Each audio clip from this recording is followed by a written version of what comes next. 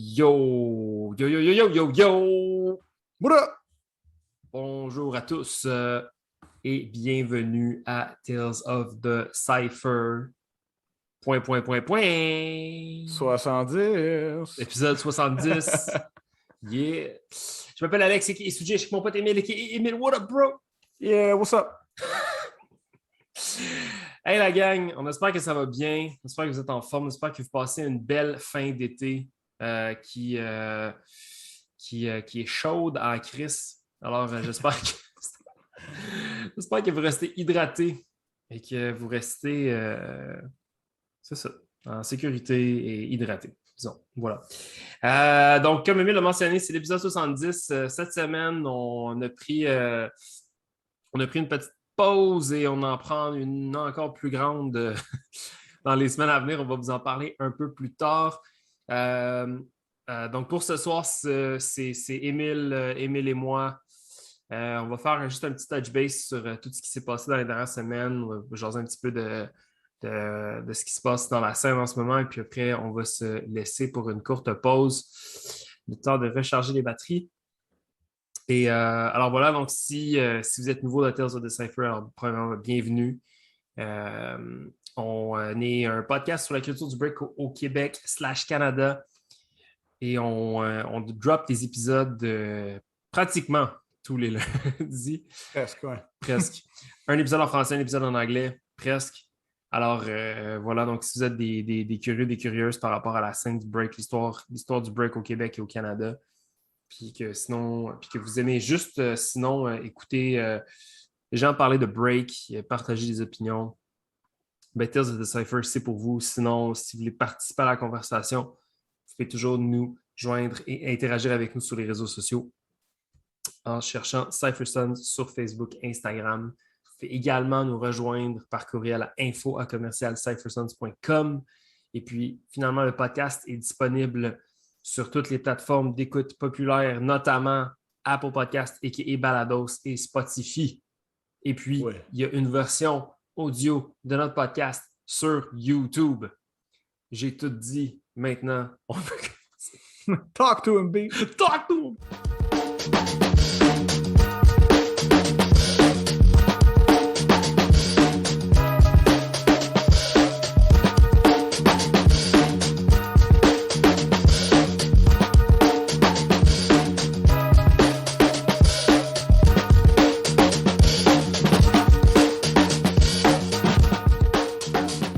Ah, man! C'est weird. Ça fait tellement longtemps qu'on n'a pas record pour vrai.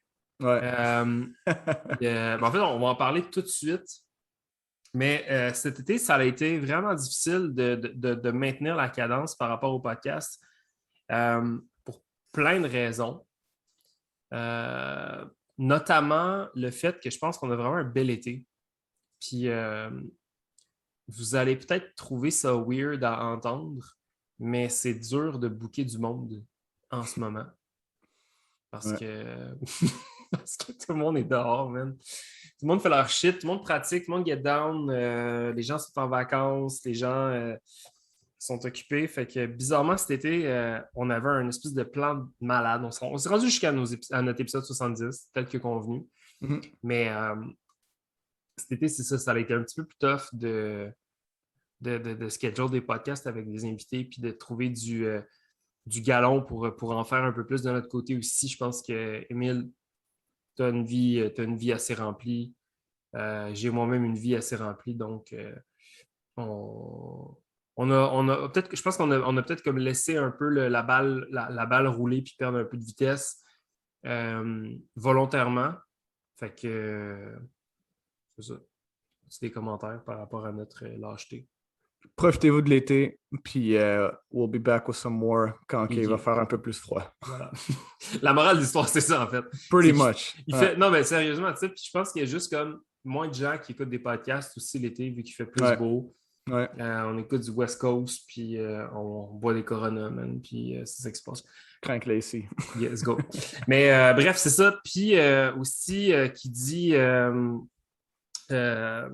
qui dit pause dit le temps ça nous donne le temps un peu de recharger les batteries, de revoir un peu le format du podcast, puis peut-être mettre à jour la formule, hein, pour ceux et celles qui suivent le podcast depuis longtemps, ben, épisode 70, ça veut dire que 70 semaines, c'est presque 1 an et demi sans arrêt ou presque.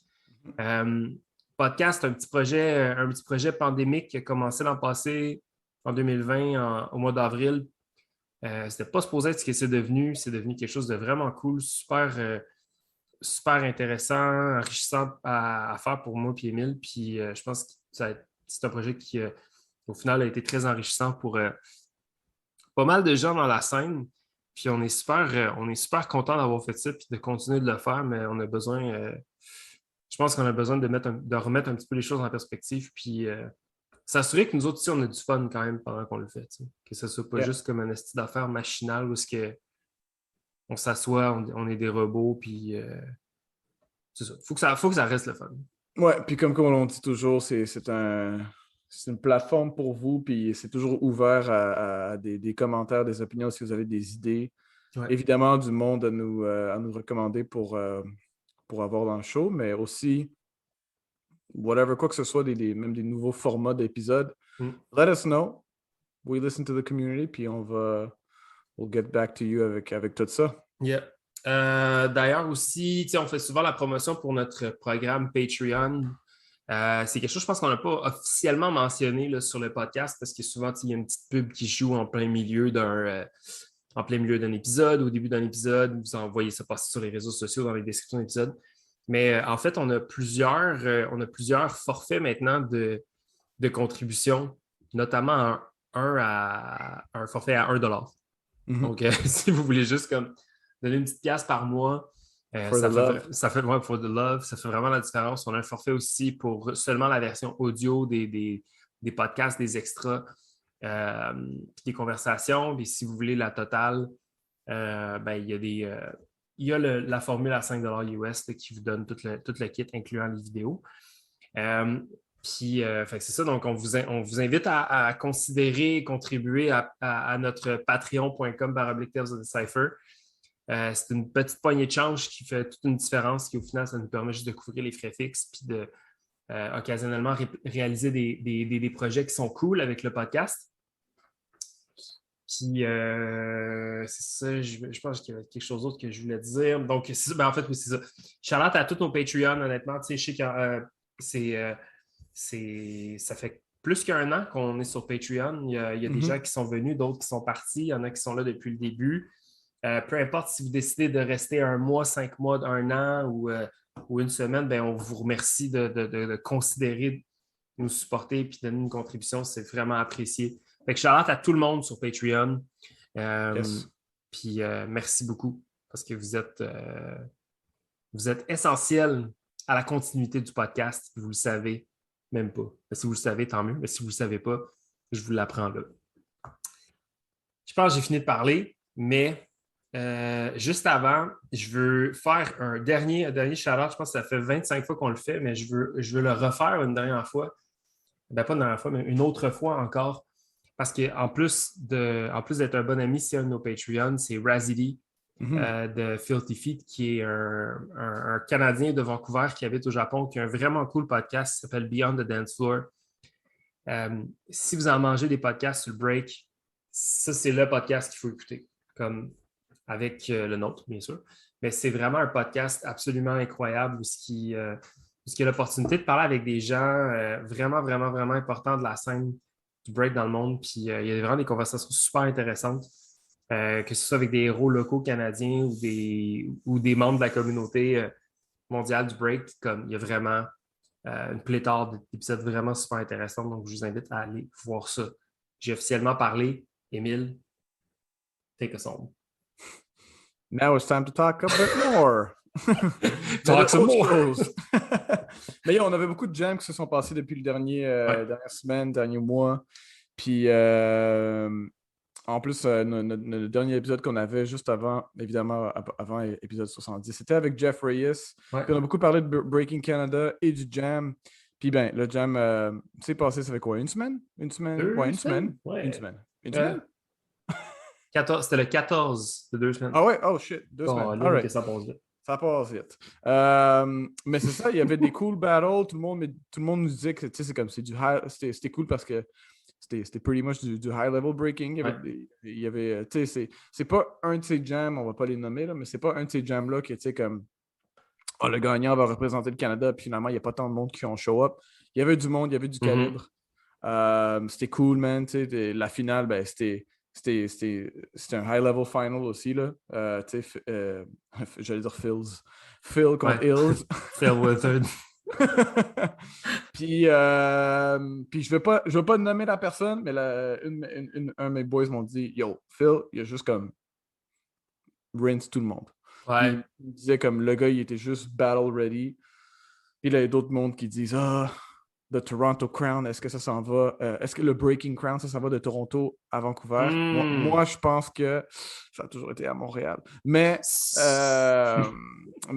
ouais, pour ce jam-là, je dirais bien Phil. Puis le gars était juste battle ready, man. Je sais pas si t'as vu les footage, là, mais il avait l'air d'un ninja, man. Il a juste comme mis son masque, mis son beanie, mis un hoodie au-dessus, tu voyais rien, puis il était juste focus. Ouais, man. vraiment. Round après round, move après move, là, il était prêt. Je suis vraiment particulièrement content d'avoir vu, moi, Mass Matrack Romeo. Yeah. Vince aussi, ouais, ça, j'allais dire, se tailler une place. Mention spéciale aussi à PGB, man. Le Seventh Floor qui a réussi à se tailler une place dans le top 16. C'est fucking cool de voir la jeune génération, man, qui se ferait un chemin, man, dans la grosse masse. Fait que c'est fucking cool. Shout out à lui. Mais vraiment, Mass Romeo, Matrack, Vince, ça a vraiment... je trouve que ça fait un beau portrait, même, du break montréalais, je trouve. Puis il y en a encore plus à Montréal là, qui pourraient... Je veux dire, là, j'ai comme assumé que Romeo représente le break montréalais, mais je pense qu'il le représente très bien, le break montréalais. Puis je pense qu'il apporte la couleur de Créteil, puis le toucher de la France, qui est complémentaire avec notre approche montréalaise. Mais non, c'était vraiment cool. J'ai beaucoup aimé voir Matrack contre Phil. Je pense que les gens avaient des espoirs assez élevés par rapport à cette battle-là, puisque c'était comme une espèce de rematch, mais où est-ce qu'il y avait un enjeu autre que de la cred, là, tu sais. Ouais. Mais je sais pas, je pense que c'était too soon pour un rematch. Ben, c'était comme no disrespect aux autres, mais c'était comme presque une finale. Ça aurait pu être la finale. Je pense que c'était le calibre de ce qu'on s'attendait pour une finale. Mais c'est ça. Mais je pense que c'était too soon. Je pense que le battle des deux, de Phil Withard et de Matrack à Skillzometer, c'était fort. Puis je pense que tout le monde peut dire qu'on aurait voulu en voir plus. Il aurait dû le mettre dans 2 différents brackets. Ouais, exact. Non, mais moi, je parle, mettons, juste de Skillzometer aussi, tu sais. Je pense que c'est un battle qui aurait vraiment pris une autre tangente s'il y avait eu un crowd, mettons, tu sais. Ouais, en effet. Fait que dans ce sens-là, je pense que c'était un peu too soon. À peine 2 mois plus tard pour un rematch. Je trouve ça dommage que ce soit arrivé à ce moment-là. Disons. Comme, nonetheless, c'était un très, très bon battle. Mais au final, je pense que j'aurais voulu que le excitement se build un peu plus. Puis qu'on attende avec impatience de revoir ce rematch. Je ne pensais pas que ça allait arriver si tôt. C'est ce que j'essaie de dire. Ouais, je te file. Je pense que genre si ça se refait encore une fois, t'attends genre 1 an. Ouais. Ça va être comme le long-awaited. Ouais. Mais au final, whatever the hell, au final, c'est comme, je veux dire, je pense que c'est une réflexion de la scène canadienne, juste en général. Tu sais, comme combien de fois, juste en notre temps à nous, combien de fois on voyait toujours la même finale, la même finale, les mêmes finalistes, la même personne qui parle à telle personne.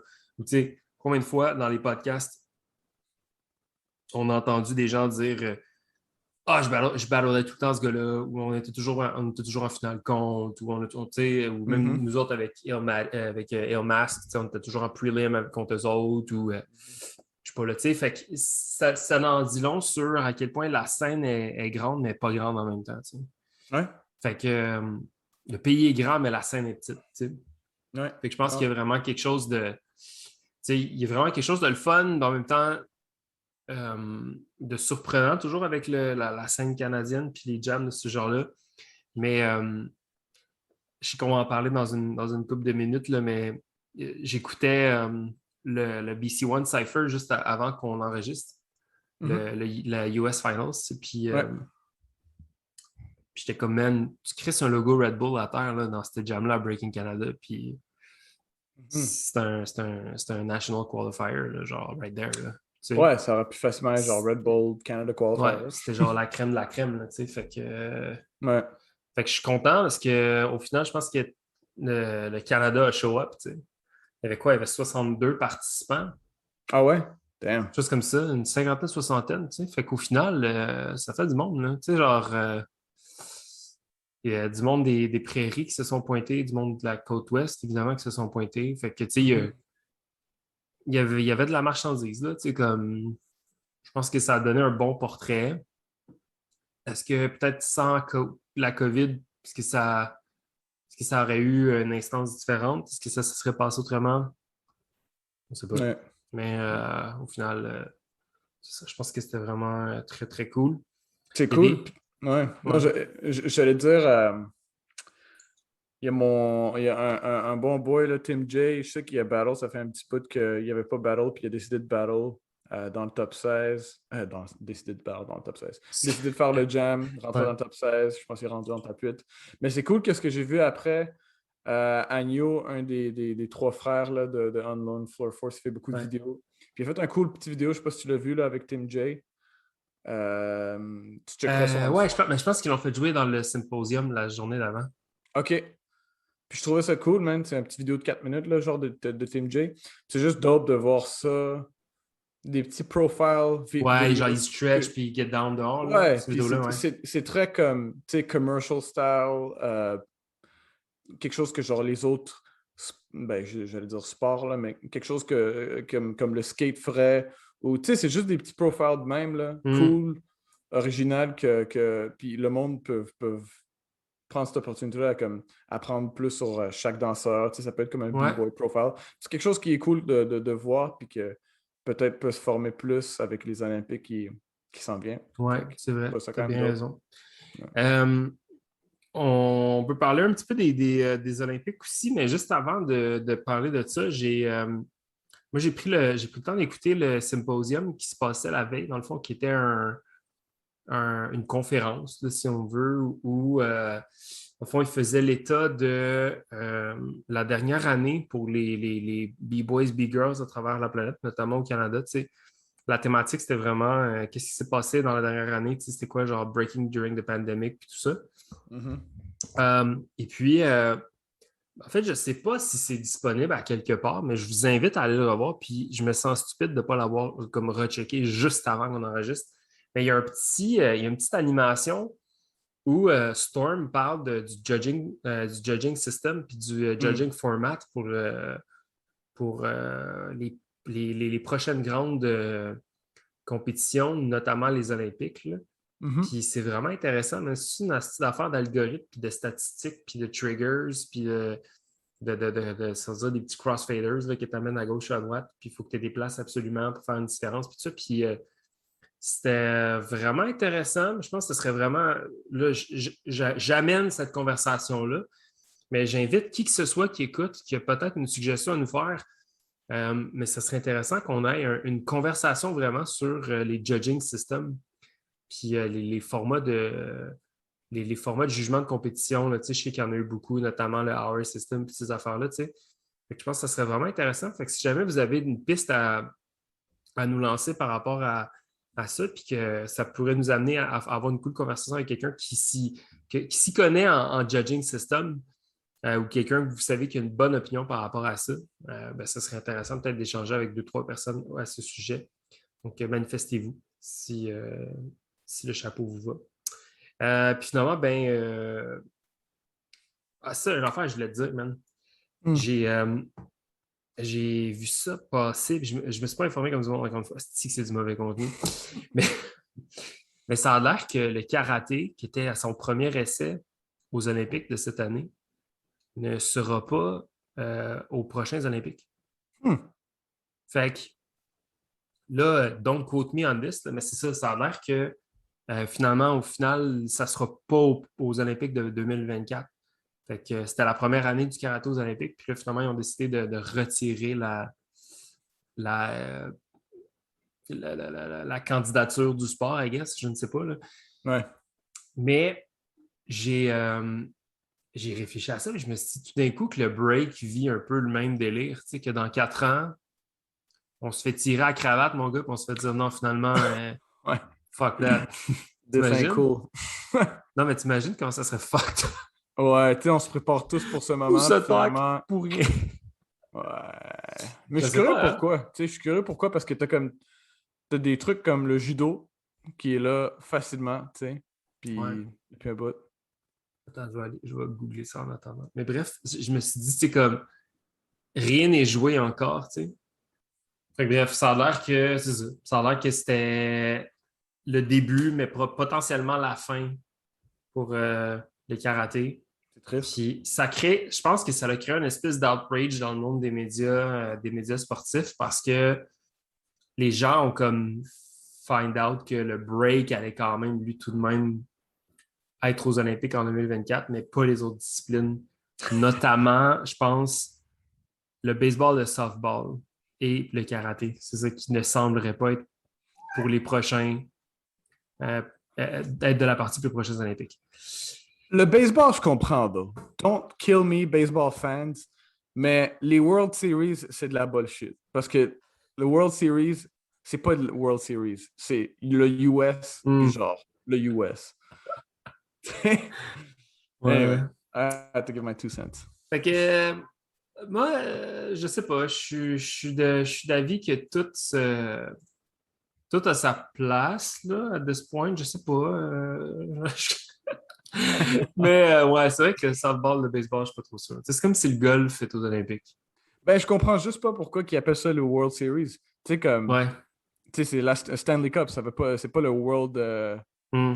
Championship, non, c'est juste Stanley Ouais, Cup. Puis ouais. World Series, ben, ça fait partie du MLB, puis that's it. Anyway.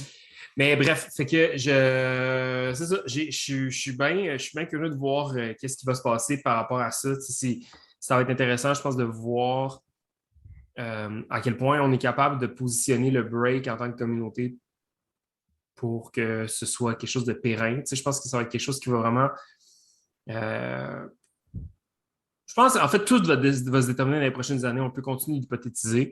Puis Mhm. encore une fois, si vous connaissez quelqu'un qui a une excellente opinion, quelqu'un avec qui vous avez échangé, qui a une bonne opinion par rapport à tout ça, puis que vous pensez qu'il mérite une plateforme sur laquelle pourrait parler de son opinion par rapport aux Olympiques, on est more than welcome. Mhm. Et puis finalement, Mhm. sur le sujet des Olympiques, puis après ça, on passe à autre chose, mais il y a eu il y a eu un petit bruit sur les réseaux sociaux concernant une potentielle clause dans le contrat comment tu dis ça, des requis Mhm. pour être un Prérequis, ouais. juge de World Dance Sports Federation. Et Mhm. là, encore une fois, ce ne sont que des spéculations. Nous n'avons pas confirmé l'information puisque ce n'est pas notre place, mais des gens de la communauté se sont prononcés, notamment Intact, notamment Lego, Flipside Kings. Il semblerait que pour être un juge qualifié pour des événements liés au World Street Dance Federation, il faudrait s'être euh, Retiré. retraité du circuit compétitif. Euh, en quelques mots, c'est quoi ton feeling par rapport à ça?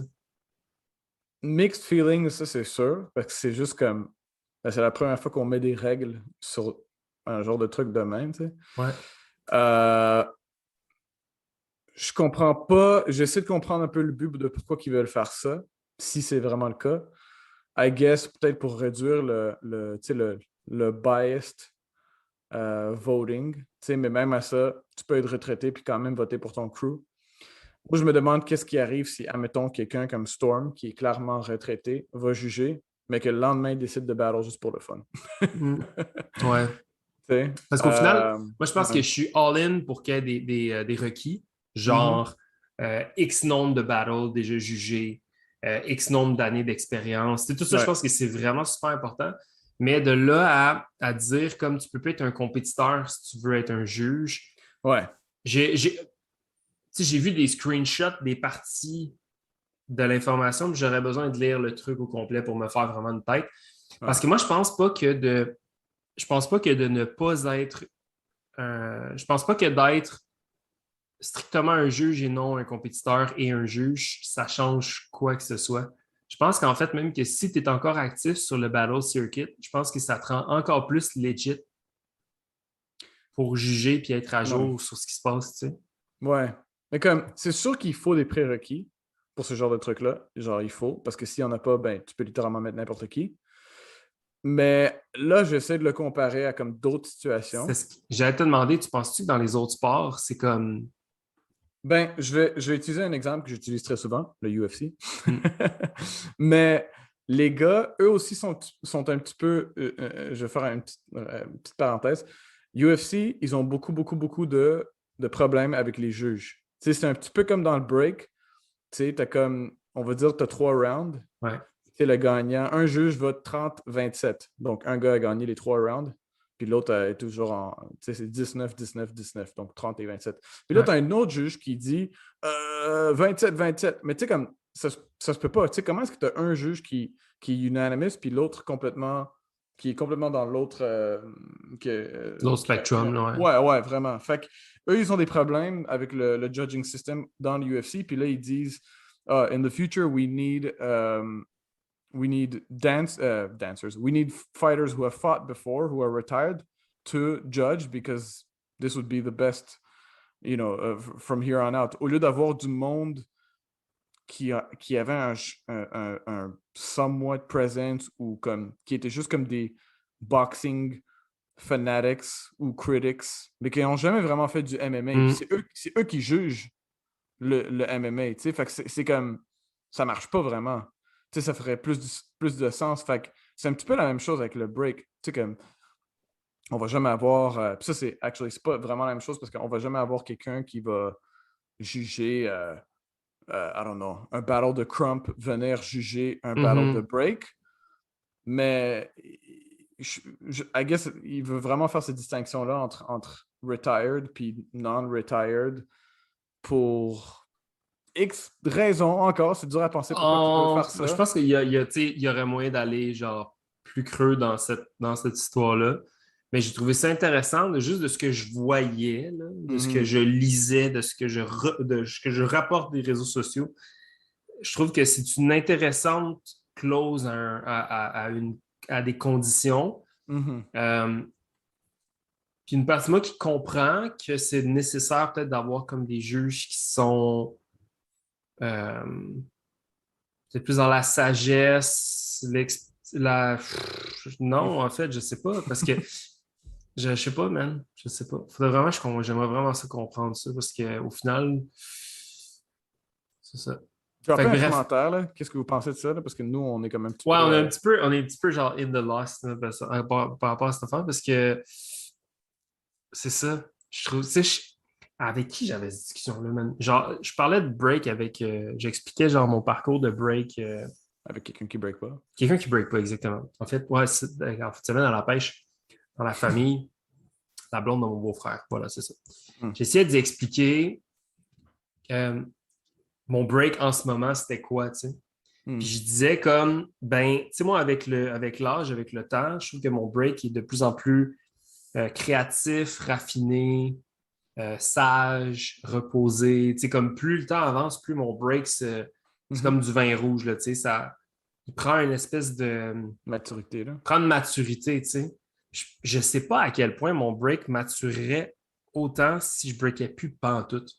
Tu sais, c'est comme un truc, c'est comme une plante que tu arrêtes de prendre soin. Là, si tu arrêtes de la faire boire, elle va arrêter de grandir, ou ses feuilles vont faner. Fait que, est-ce que c'est la même chose avec le break? Moi, je pense que oui, un peu. Si tu arrêtes de prendre soin de ton break, tu vas. Ben, tu sais, on n'arrête pas de le dire dans les podcasts, dans les podcasts, pas juste les podcasts. On n'arrête pas de le dire que le break, ça change constamment. Le break est en constante évolution. Puis je pense que si tu veux rester à jour, man, il faut que soit que tu compétitionnes, soit que tu restes en. En fait, c'est pas vrai, man. Peut-être que je pense. Peut-être qu'on pourrait juste comme. Tu peux rester en shape puis fucking pratiquer puis pas compétitionner. Ben, c'est ça, je pense même pas en termes de comme constante évolution de keep up avec les autres, mais c'est juste avec toi-même. Si tu arrêtes de break it, tu pourras juste à un moment donné, pas. Tu auras de la misère à physiquement faire du break. Ouais. C'est pas facile faire ça. Fait que, ouais, you condition your body, puis si tu t'arrêtes de faire ça, ben, tu auras de la misère. Je sais pas. Moi, c'est ça, mais je pense que, ouais, je pense qu'au final, je sais pas si je suis totalement pour ou totalement contre. Je pense qu'il y a une belle nuance à faire entre les deux, là. Mhm. Mais, ouais, je serais curieux de regarder ça un petit peu plus, voir qu'est-ce que qu'est-ce qu'on peut aller chercher comme information, puis si ça va se concrétiser ou si, encore une fois, là, je le dis, là, on hypothétise sur quelque chose, on n'a pas le fait accompli, là, on n'a pas Mhm. la véritable information. Je rapportais ce que j'ai vu sur les réseaux Ouais. sociaux, puis je trouvais ça vraiment intéressant. Puis Ouais. la raison pourquoi on voulait parler de ça, en fait, c'est justement un peu pour faire le lien avec le Red Bull BC One US Cypher qui s'est passé ce week-end dernier, Yes, qui, sir. notamment, mettait en vedette plusieurs Mhm. genre heavy hitters américains qui sont des gars qu'on qualifie de légendes, là, des gars qui ont fait leur trace, qui ont Ouais. laissé leur marque, notamment Morris qui a gagné, Mhm. Palmer de Heavy Coral, Lego de Flipside Kings encore une fois, Mhm. Ben Stacks de Super Crew, Mhm. il y avait Omen aussi de Supreme Beings, Frankie, T'as nommé euh, tous ces gars-là, bro. T'as pas nommé mon préféré. oui, ce qui... Hijack, baby. Ah! Ah! Non, mais lui, c'est quand même somme toute, un newcomer, non? Ben, moi, je suis Hijack depuis un petit bout. Je sais qu'il il est 808 Breakers. Ouais. Puis je le suis depuis un petit bout avant qu'il était comme un petit peu partout maintenant. Puis c'est pas vraiment un newcomer, Non? tu sais. Puis je dirais pas qu'il est encore veteran, mais c'était un dope B-boy que je suis depuis très longtemps. Puis lui, il était mon MVP de la soirée. Il était Ouais. fucking nasty, Ouais. man. Ça, là, ça fait longtemps que j'ai pas comme. Je t'ai pas inspiré. Tu sais, ça fait un bout là, que je check des battles, puis je suis comme whatever.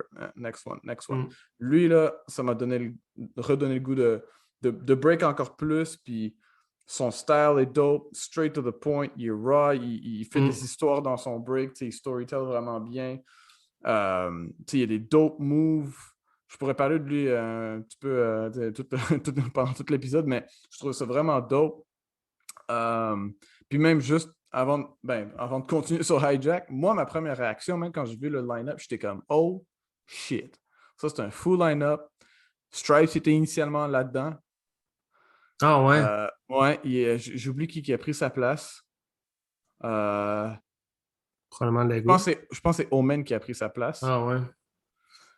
Puis j'étais comme shit, Lego, Stripes de l'autre bord. T'as tous les autres gars. Puis, moi, j'ai juste vu la première vidéo que je vois, c'est la finale. En fait, non, je tombe sur le live stream. Mais je tombe sur le live stream vraiment en retard. Puis je pensais que Morris puis Ben Stack, c'était genre un top 16 battle. Ouais. Là, je réalise que c'est la finale. Je suis comme, oh shit! Morris en finale, puis Ben Ben Stack, Stacks, non. ouais. Puis je suis comme, no offense, mais j'étais juste comme, ok, je pensais que ça aurait été une autre finale. Ouais, ouais, ouais. Fait que c'était juste surprenant à voir. C'était cool. Il y avait des new names, puis en même temps des older names. Puis ouais, c'était dope. Je serais vraiment curieux de voir Stripes là-dedans. Mm. Stripes aurait sûrement été contre Morris. Je pense que c'était dans la même bracket. Ouais. Mais Hijack, damn, ça c'était mon MVP, man. Ouais. Gros gars, man. Il est vraiment un cool Nasty. style, belle exécution, puis Ouais. crise de bonnes idées. Mais tu sais, il y a aussi il y a Nels One qui est cool aussi, que j'aime bien, là, de la Floride. Mhm. Petit break un petit peu dynamique, là, laisser aller, que très cool. Puis Nasty Ray qui a fait un outrage avec ses Gugun. Fait que, puis Nasty Ray, c'est ça, c'est notamment Nasty Ray qui est encore aussi une légende, somme toute. Avec ses gougounes, ça c'est drôle. Fait que c'est quand même intéressant de voir que, je veux dire, les anciens ont encore leur place. C'est un peu pour faire le lien là, avec ce qu'on disait, tu sais. Puis je veux dire, puis on vit la même chose ici, ici à Montréal. Tu sais, il y a beaucoup des gens de notre génération, tu sais, les gens qui étaient des héros dans les années 2000 qui sont encore très forts, très présents. Mhm. Puis je trouve ça important. Je pense que je trouve que ça garde la scène. Tu sais, ça garde la scène comme sur ses orteils, puis je pense que Ouais, il faut ce genre de b-boy. ça l'équilibre les choses, tu sais, de voir les anciens encore performer autant. Tu sais, genre Palmer, mon gars, là, Oh comme man, Palmer était nasty. incroyable. Tu sais, il a arraché je pense que c'est Houston Cypher, là, la semaine Ouais. passée. Arraché ça, là. Puis Tu même sais, celui-là, là, j'oublie qui a smoke, mais il a smoke quelqu'un. Je pense que c'est José qui a smoke. premier round, ouais, c'était ça. Ouais. Ouais, Puis top 8, j'ai juste vu ses highlights, mais c'était des gros rounds, man. ouais, Ça, c'est dope parce que c'était pas un gars, c'est une petite bedaine, il fait pas des gros power. ouais. Mais Manque pas comme il mal de sort cheveux. ses Ouais. shit, ouais. Puis comme fucking dope content, original style, tu sais, Mm. c'était inspirant à voir, man. Mais c'est drôle de voir aussi, tu sais, que, mettons, il y avait tu sais, des top players comme, mettons, genre Zekou, Victor, tu sais, qui n'étaient pas là. Ben, Mhm. Victor était là, Zekou aussi. J'ai un feeling qu'ils vont être dans la finale, là. C'est Probablement. sûr qu'ils vont inviter Zeku dans la finale, là. Un World Finals? Je suis sûr, là. Le kid, il Ouais. a gagné comme des. En tout cas, c'est Ouais, mon feeling. peut-être, c'est vrai. Ouais, ouais, ouais. Ouais. Fait que, bref, je trouve ça intéressant. Ça montre un petit peu l'état du calibre américain. Je pense que ça serait intéressant de faire un peu le même exercice, de dire, tu sais, comme mettons en ce moment à Montréal, Vancouver, Toronto, Calgary, etc. Tu sais, si on avait à faire un top 16 canadien en ce moment, Mm. ça aurait l'air de quoi, tu sais? Mhm. Puis je pense que l'exercice est intéressant à faire. Puis de se demander. Tu sais, moi, c'est ça, c'est un peu pour revenir à ce qu'on disait. J'ai regardé ça, puis je repensais à Breaking Canada, l'événement de v'là 2 semaines. Mhm.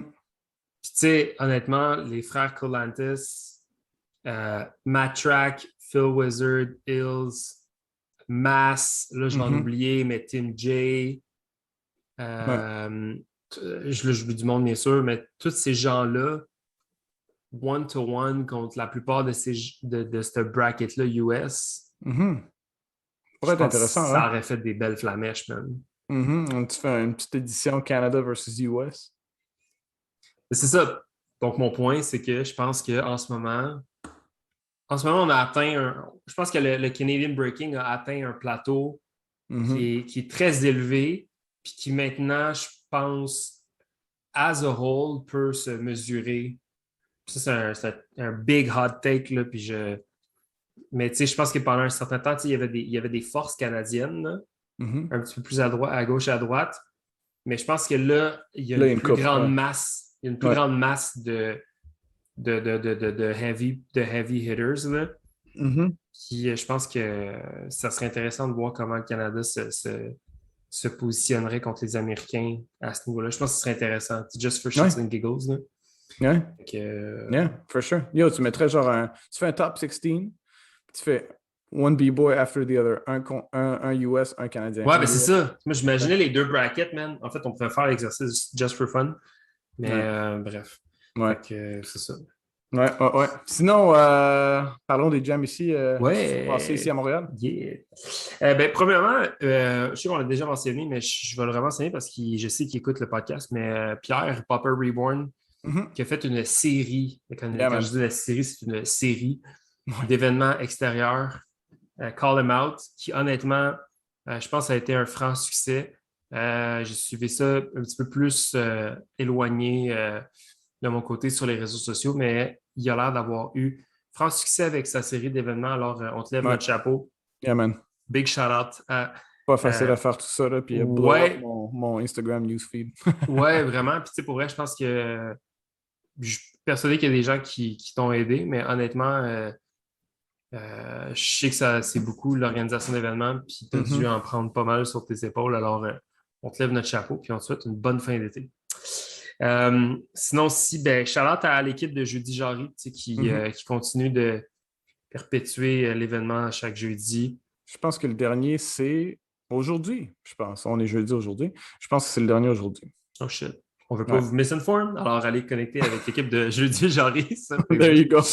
On juste pour devrait être sûr. s'appeler The Misinformed Ones. Mais c'est ça. Et puis finalement, ben, tu sais, il y a eu Cypherology aussi, Mhm. Ouais. Parc Giroir tout l'été. Plein d'initiatives, là, on lève notre chapeau à tout le monde qui ont fait leur bonhomme de chemin avec les événements. Yeah. Plus récemment aussi, Under Pressure, qui a été gouverné cette année par Victoria McKenzie avec Versa. Mhm. Donc, shout out à Vic d'avoir hold down avec toutes les initiatives cool de Under Pressure de cette année. Battle for the Pot aussi était Battle for the Victoria. Pot, ben oui, exact.